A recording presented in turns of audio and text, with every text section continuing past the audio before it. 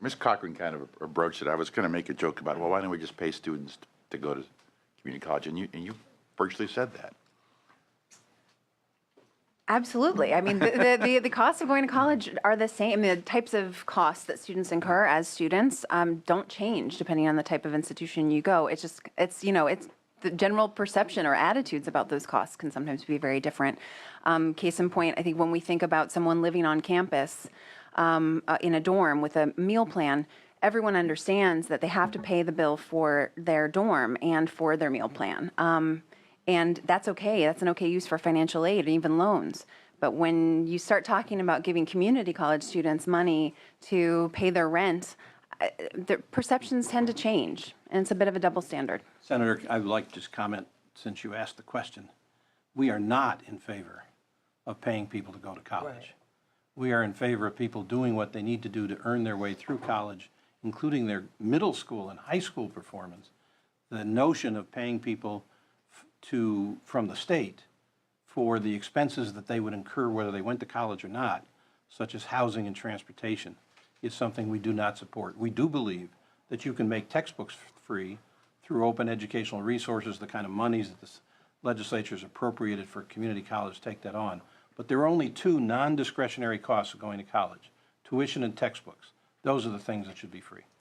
I just think it should be viewed as an investment, and think about what happens if you don't make that investment and the impact on our society and our communities. And what we're doing, what we're saying is that we will help these individuals. When you are a student and have a family and a job and all these other things going on, it's difficult to focus on your studies. It takes our students, the average is 6 years, I think, 6 or 7 years to complete the requirements for transfer for associate's degree, because they have all of these other things. What we're suggesting here would eliminate some of that and fast track them. They'd get through more quickly because they don't have to worry so much about the financial aspects of their lives and can focus more on their studies. I think that's the primary point. And then we truly have the focus then on success as well as access. We're getting them in and we're helping them move through the system more quickly so that they're immediately employable and can get back. Okay. Senator Allen. Right, but I guess part of what the point you're making here, and it's an interesting contrast to what Mr. Winograd was saying, is that actually because the UC is more of the total college experience in terms of housing and room and board, and that there's a system set up to handle them, to help them, to cover the costs, et cetera, that it actually ends up being more affordable for those students who are, eligible for the grants. Yes. And this was I think this is a good job of painting that picture. When you're saying, Mr. Winograd, that we're just trying to, we're not trying to help them pay to go to college. I get what you're saying, but as we've been discussing all day today, there's an extraordinary amount of cost of living, particularly in cities like Los Angeles and San Francisco. Most of those costs of living exist for a person of that age, whether they go to college or not. Right. And therefore, the state should not intervene in that decision at each family level. They should provide the support the students need to successfully complete their college degree, become productive members of society, do away with the costs of those things that are incremental to the family's budget, but the rest of it is not appropriate business for a state government. Do you don't think that we should be supporting students, low-income students, housing at the University of California? I don't think we should be supporting any income student in the course of doing what they've decided to do and made a choice to do. We ought to be using their scholarship efforts, their work efforts to cover that. They can take out loans. They can make the loans income-based repayment loans. There's a lot of ways of dealing with those costs, separate from the state handing you money to go to college to pay for things that you would pay for anyway. So you put all the distinction on the actual course expenses. That's where you... Course expenses, correct. There's okay. That's not what I typically hear from people advocating on this issue, because they're usually looking much more holistically at the cost of going to college. They're not looking at it more holistically. You haven't heard a single data point from TICAS today with regard to any middle-income family. You're looking at data that, as they said, is focused solely on independent living, low-income students. That's not the totality or the holistic view of California's student population. When I say holistically, I'm saying sort of all the costs for that particular type of student. Our program does take a look at all the costs and suggests that families make a decision within their budget and within the available loans to deal with all the non-discretionary costs, to deal with all the discretionary costs of college, and that the government's role is to take care of the non-discretionary costs. Interesting. Yeah, I had a couple. let's go ahead. I would just say, of course, the topic of today's hearing is community college affordability. I certainly focused my comments on what I believe to be a significant affordability challenge for community college students. I'm happy to share with any of the committee members any of the many analyses we've done on affordability by income. We've done several analyses on California policy and the outcomes, and as well as community college specifically. I would also just say I think students who are working, if we want students to enroll full-time, we cannot expect them to work full-time as well. When someone has to cover their housing and food and all of their indirect costs of college, they can't study full-time. They're going to have to work full-time. So, whether we call Same studies, it. of course, show that if you work 10 hours a week, and I don't agree, I agree with you totally, they shouldn't work all full-time, but the same studies show that 10 hours a week of working in college actually increases the statistical likelihood that you'll complete college. Absolutely. Yes, Let's and let Ms. one- Cochran finish now, and Thank then you. anybody else wants to jump in, raise your hand. Go ahead, Ms. Cochran. I would just add, I think all of these costs, the transportation, even miscellaneous personal costs, like doing laundry, those are all longstanding, up until today, I thought pretty uncontroversial elements of what's defined as the cost of attendance in federal and state law. And CEOs support the full cost of attendance. I just want to add that. Question for you, Chancellor Benjamin. Your task force or subcommittee, whatever the group is. Leadership team. What are the most interesting findings or conclusions of the group thus far? How long have you been meeting? When do you plan to have a final report? What can you tell us? We formed in December, so we're right at the beginning. of Haven't it. finished yet? Oh, God, no, we haven't. We do have full-time jobs. I know, I'm just teasing. I know you are. I'm teasing. But tell me, in your initial discussions, is there Yes. anything that stands out that you want to share with us? Well, we're looking at completion rates. I mean, all of us, or if you know these names, we've been in this business for a really long time, and we're concerned about completion for our students. And we look at the kind of, for lack of a better term, revolving door that exists or has existed for a while, and we know what those factors are, and that's why we're so concerned about, even though in California the tuition is lower than it is in most places, our students come to us, and our students are becoming more and more in need of assistance. And the state legislatures helped us a great deal with the 3SP funds and the equity funding, but none of that can help them outside of the classroom, and that's where they really do need the help. So those are the kinds of things we're thinking about as we put all of this small bit together that we've done. And acknowledging that you're just starting out, is there a target date by which you would have an outcome, whether it's a report or whatever else? Well, not yet. We're trying to see what the legislature's going to do. We were up here Monday, and there are several different bills being developed around a kind of college promise. So we've just been trying to figure out how all of this will work together. Will California come up with its own California promise? Because the way we envision it is that there's a national promise, and then there would be the California promise through whatever way the legislature would. And already, this legislature made a promise a long time ago and developed the BOG. I mean, that's a huge amount of money, and it's a promise for a certain category of students. And so if that expands, we would love to see that expand to include more in Cal Grant B.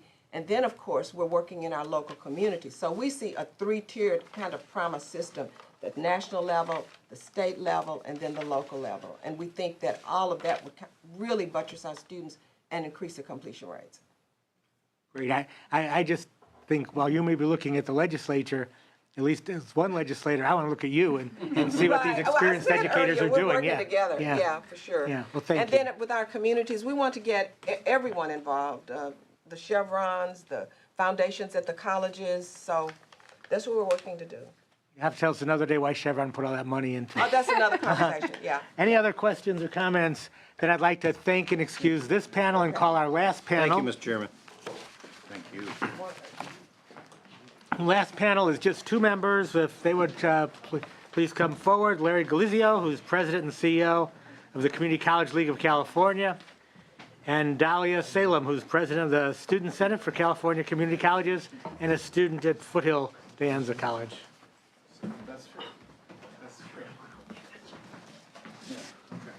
And again, we'd ask you to limit comments to 10 minutes at the most, and we'll begin with Mr. Galizio. Thank you, Mr. Chair.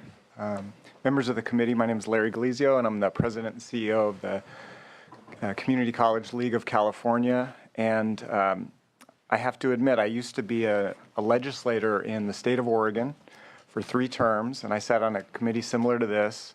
And so I want to thank you for your public service. Genuinely, having sat on that side of the dais, I mean, this is an illustration of the challenge of the position you have. Everyone here wants to do what's best for the state, what's best for the students, best for the economy, but a fusillade of facts, differing views, but I want to thank you for what you have done for California's community colleges and for the students, and we're excited that you're having this hearing.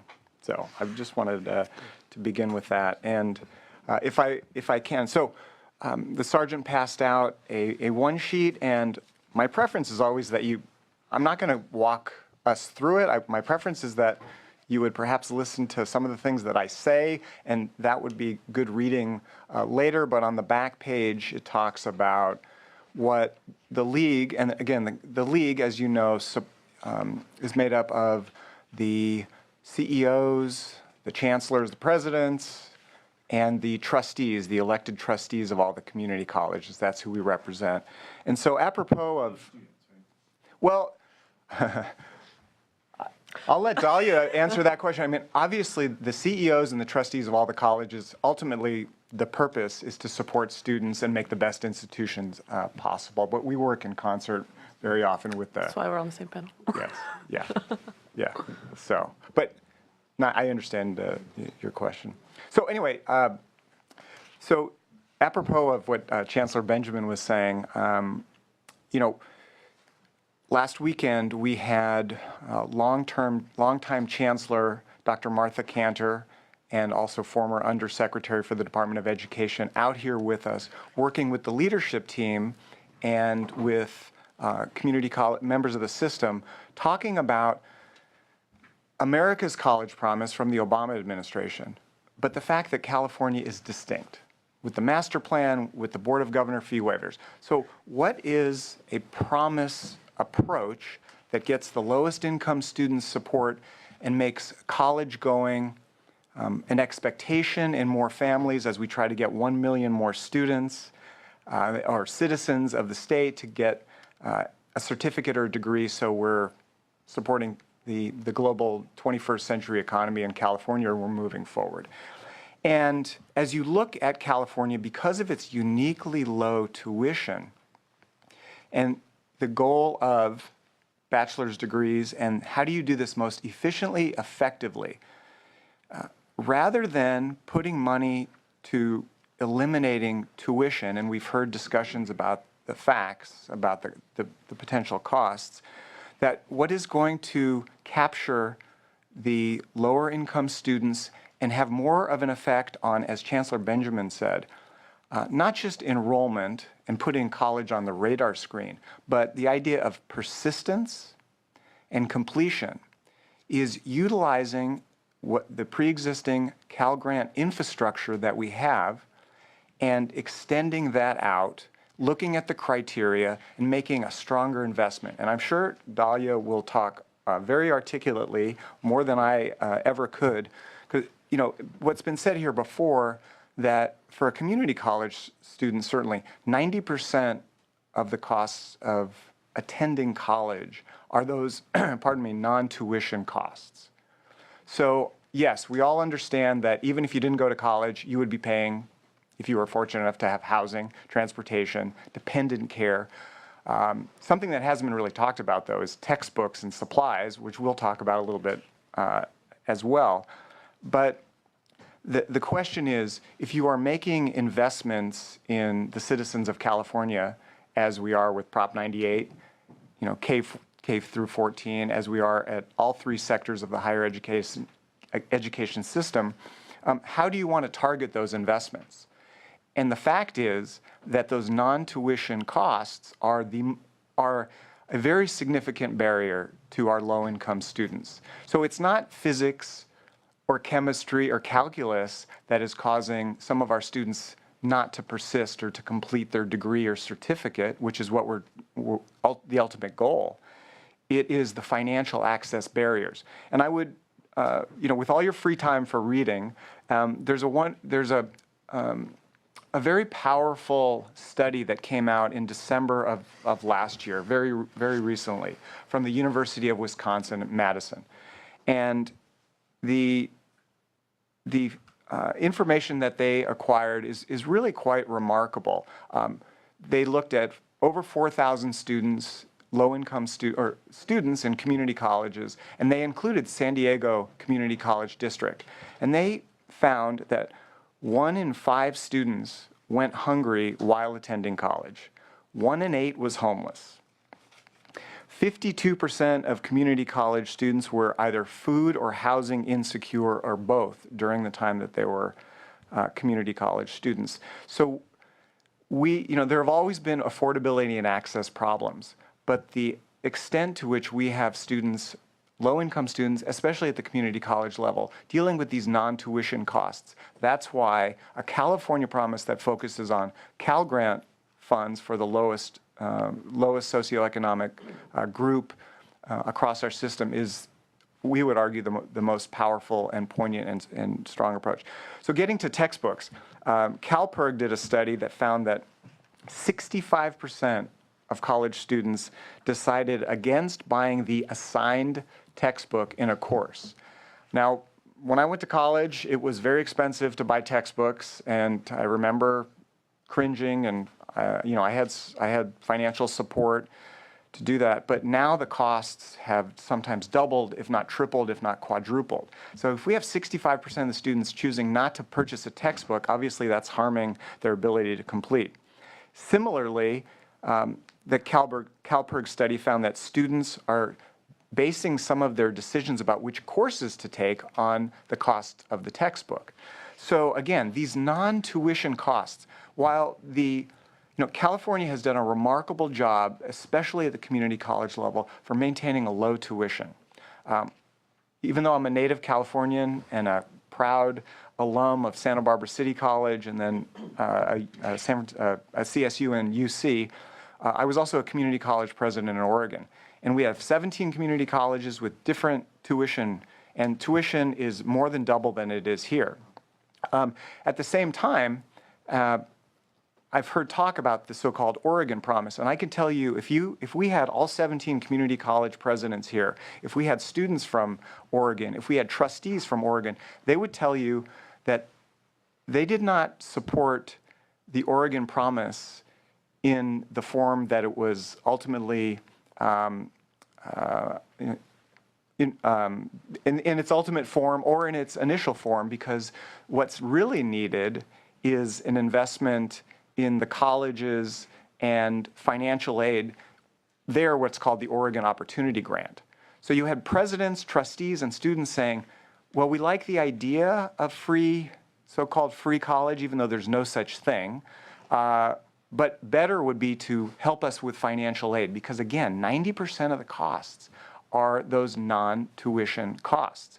So it's all good to talk about America's College Promise, but especially in California, if you want to have the greatest impact, the greatest efficiency, we would support, and the leadership team that was mentioned by Chancellor Benjamin,